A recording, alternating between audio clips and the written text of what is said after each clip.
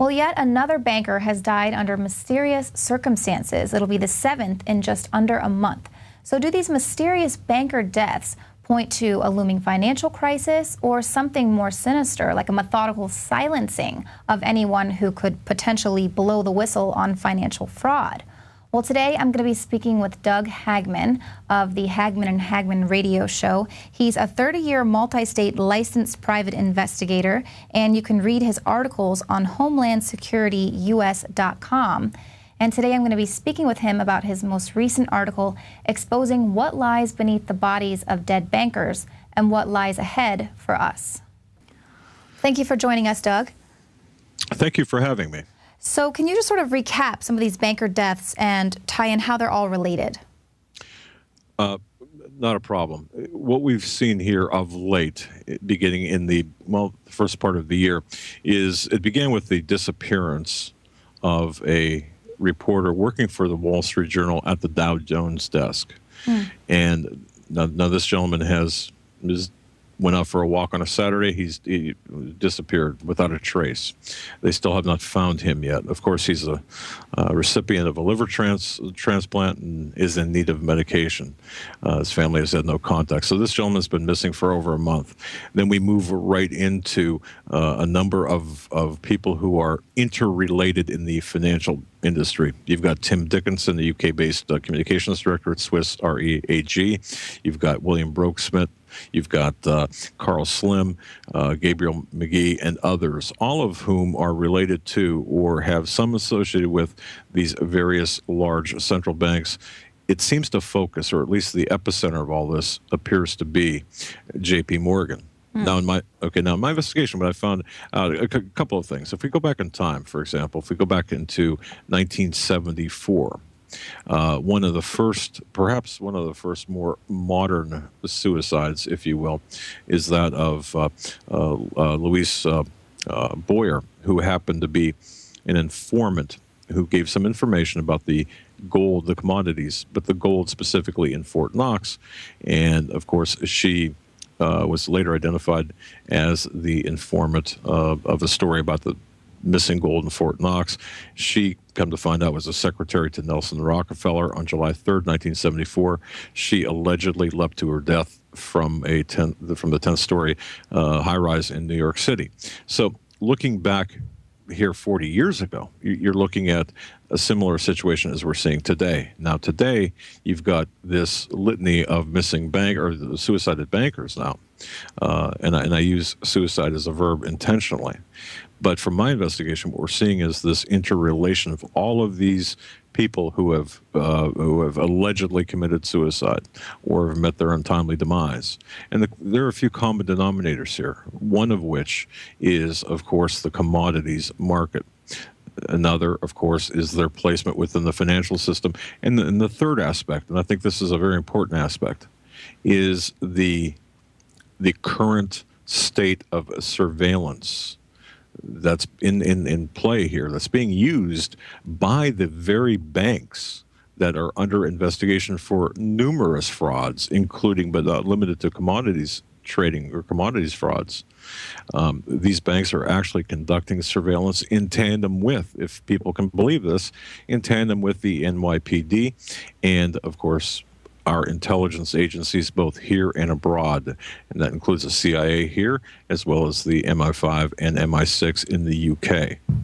And what we're seeing is a very efficient use of surveillance that not only identifies, I call them problem children, in terms of potential leakers or actual leakers or whistleblowers, and of course, being able to silence them and make it look, for example, as a suicide or at least an unresolved death. You've got one death here, of course, that people are aware of, where one gentleman had reportedly committed suicide at his own hand by shooting himself several times in the head, neck, and torso with a nail gun.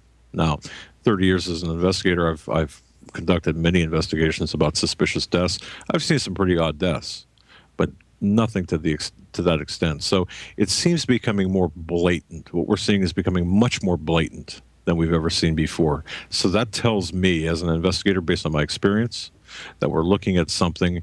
We're looking at a cleanup operation. My sources are telling me it's a cleanup operation. My sources are telling me there will be more, and I'm on record as saying, as recently as last Friday and again on yesterday during my radio program, that there will be more, and we can expect more of these kind of deaths.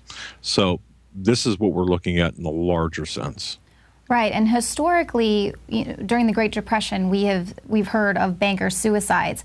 But here it seems to be more of a methodical silencing of people with inside information, right, who could expose fraud, financial fraud. A lot of financial fraud scandals are out in the open now. Exactly, and I understand people's interest in comparing the suicide or the depression, the suicides that took place then with today. I understand that mentality to do so. I think it's an entirely different paradigm. I think it's an entirely different matter. Whereas before they were committing suicides for the most part based on the losses that they either incurred or caused others to incur. Today, this is a preemptive tactic by the big banks. This is what my investigation, this is what I conclude based on the information I'm getting from my sources, and I certainly would stand by that via my investigation. So would you say that this isn't a looming financial crisis? It's not an indicator of that, but it's more so silencing of potential whistleblowers? Well, you know what? I think it's both, and I think that's a very interesting perception. I think it's both. I think that this is indicative that we're reaching the end of the line with respect to the fraud, with respect to the being able to cover this up. These are very blatant, interrelated suicides, deaths, disappearances. So this portends something in the, I would say, in the future. Now, I don't know when, whether it's a week, a month, a year, but I do look at this as a cleanup operation that they're attempting to silence. In my view, they're attempting to silence these people. They're attempting to, whether these individuals stumbled upon information or had information, whether they were known to be a problem or discovered recently to be a problem.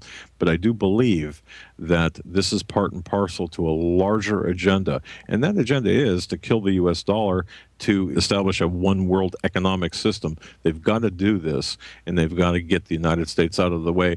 And the other thing is, too, they've got to get the people, the whistleblowers, out of the way. So I think that this is a multifaceted situation that we're looking at. There's not one easy, simple explanation. You've got to look at this from different perspectives, and there I think you'll find that we're facing, in my view, a major financial reset. It's on a global scale.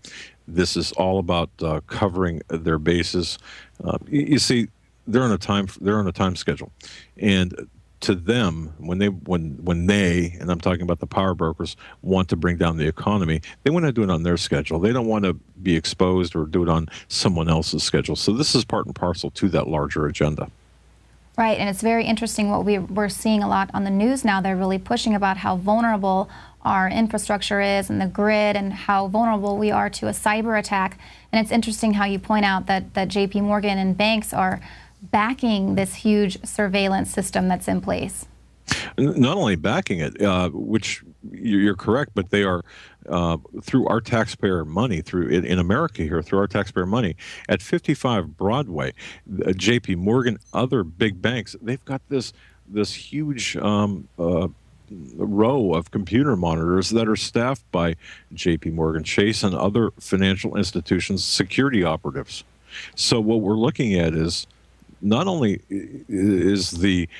are the police or the intelligence services conducting surveillance of every square inch of Wall Street, of Lower Manhattan, and the city of London, but their intelligence agencies, or the banks, are actually doing so as well. So there's an unprecedented level of cooperation and interaction. Well, it is precedented, or there is precedent there if you look back in Germany with respect to pre-Nazi Germany with respect to the surveillance, of course, without this type of technology. All right, well, it's interesting. You'd think with all of that surveillance, they'd be able to give a little bit more information into the disappearance of the Dow Jones reporter. Well, now the Dow Jones reporter did disappear in New Jersey. He went for a walk on a Saturday afternoon and did not return. So that's a little bit different.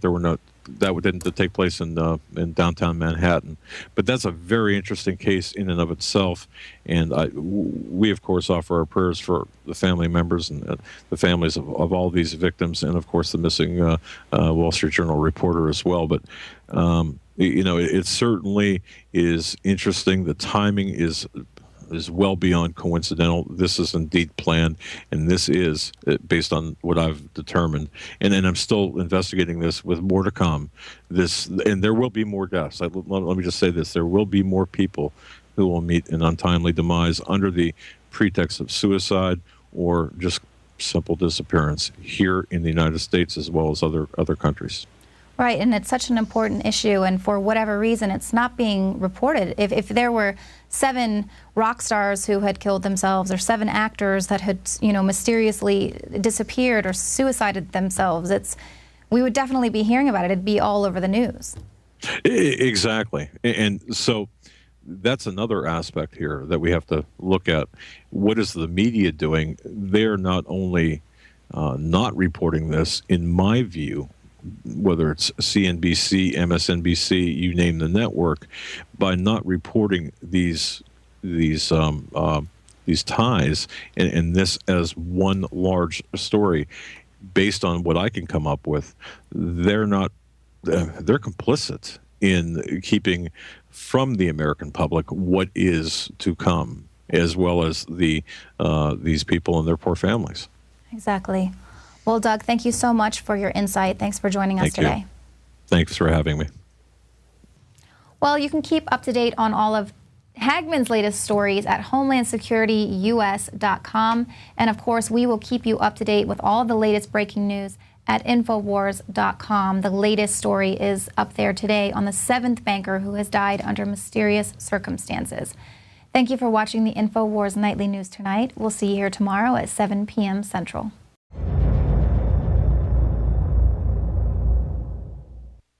The globalists have controlled the mainstream media for a long time, but now they're expanding, making the weaponization even more vicious and deceptive. All the major networks are state-run. We are partnering this year with the NFL. The NFL has become a political weapon against the Second Amendment and pushes Obamacare. MSNBC tells us that our children belong to the state. We have to break through our kind of private idea that kids belong to their parents or kids belong to their families and recognize that kids belong to whole communities. The brainwashing media machine has been turned up on high, and it's time for humanity to double down on the true people's media and strike back against the tyrants that are destroying our civilization with their lies and fraud. We are the resistance. You are the resistance. You are the info war. It is more important than ever to realize that we are not the alternative media. We are the true media. The establishment dinosaur press is dying. We are in an information war, and we are losing that war. Join us at InfoWarsNews.com and PrisonPlanet.tv. Members can share their memberships with up to 11 people. By subscribing, you will literally be buying war bonds in the info war to expand our operation in the face of the tyrants. Join us at PrisonPlanet.tv.